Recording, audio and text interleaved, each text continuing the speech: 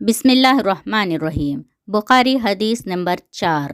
آپ صلی اللہ علیہ وسلم نے وحی کے رک جانے کے زمانے کے حالات بیان فرماتے ہوئے کہا کہ ایک دن میں چلا جا رہا تھا کہ اچانک میں نے آسمان کی طرف ایک آواز سنی اور میں نے اپنا سر آسمان کی طرف اٹھایا۔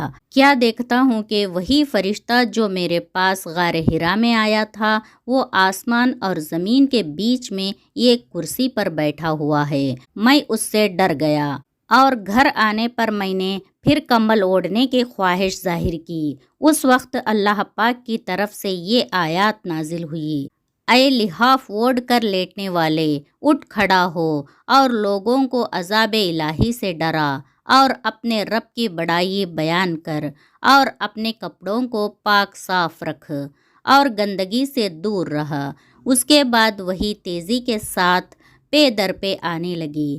اس حدیث کو یحییٰ بن بقیر کے علاوہ لیث بن سعد سے عبداللہ بن یوسف اور ابو صالح نے بھی روایت کیا ہے، اور عاقل کے علاوہ زہری سے ہلال بن رواد نے بھی روایت کیا ہے۔ یونس اور معمار نے اپنی روایات میں لفظ فوادہ کی جگہ بوادرہ نقل کیا ہے۔ حدیث نمبر 5۔ انہوں نے ابن عباس رضی اللہ تعالی عنہ سے کلام الہی لا تحرک بلسانک لتعجل بہ کی تفسیر کے سلسلے میں سنا کہ رسول اللہ صلی اللہ علیہ وسلم نزول قرآن کے وقت بہت سختی محسوس فرمایا کرتے تھے، اور اس کی علامتوں میں سے ایک یہ تھی کہ یاد کرنے کے لیے آپ اپنے ہونٹوں کو ہلاتے تھے۔ ابن عباس رضی اللہ تعالی عنہ نے کہا، میں اپنے ہونٹ ہلاتا ہوں جس طرح آپ صلی اللہ علیہ وسلم ہلاتے تھے۔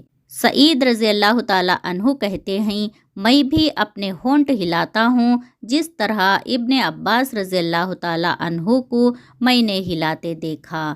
پھر انہوں نے اپنے ہونٹ ہلائے۔ ابن عباس رضی اللہ تعالی عنہ نے کہا، پھر یہ آیت اتری کہ اے محمد صلی اللہ علیہ وسلم، قرآن کو جلدی جلدی یاد کرنے کے لیے اپنی زبان نہ ہلاؤ، اس کا جمع کر دینا اور پڑھا دینا ہمارے ذمے ہے۔ ابن عباس رضی اللہ تعالی عنہ کہتے ہیں، یعنی قرآن آپ صلی اللہ علیہ وسلم کے دل میں جمع دینا اور پڑھا دینا ہمارے ذمے ہے۔ پھر جب ہم پڑھ چکے تو اس پڑھے ہوئے کی پیروی کرو۔ ابن عباس رضی اللہ تعالی عنہ فرماتے ہیں، اس کا مطلب یہ ہے کہ آپ اس کو خاموشی کے ساتھ سنتے رہو، اس کے بعد مطلب سمجھا دینا ہمارے ذمے ہے۔ پھر یقیناً یہ ہماری ذمہ داری ہے کہ آپ اس کو پڑھو، یعنی اس کو محفوظ کر سکو۔ چنانچہ اس کے بعد جب آپ صلی اللہ علیہ وسلم کے پاس جبرائیل علیہ السلام وحی لے کر آتے تو آپ صلی اللہ علیہ وسلم توجہ سے سنتے۔ جب وہ چلے جاتے تو رسول اللہ صلی اللہ علیہ وسلم اس وحی کو اسی طرح پڑھتے جس طرح جبرائیل علیہ السلام نے اسے پڑھا تھا۔ اللہ تعالیٰ سے دعا ہے کہ ہم سب کو قرآن شریف اچھے اندازے سے پڑھنے اور توجہ سے سننے اور اس پہ عمل کرنے کی توفیق عطا فرمائے۔ آمین یا رب العالمین۔ السلام علیکم ورحمۃ اللہ وبرکاتہ۔ جزاکم اللہ خیراً کثیرا۔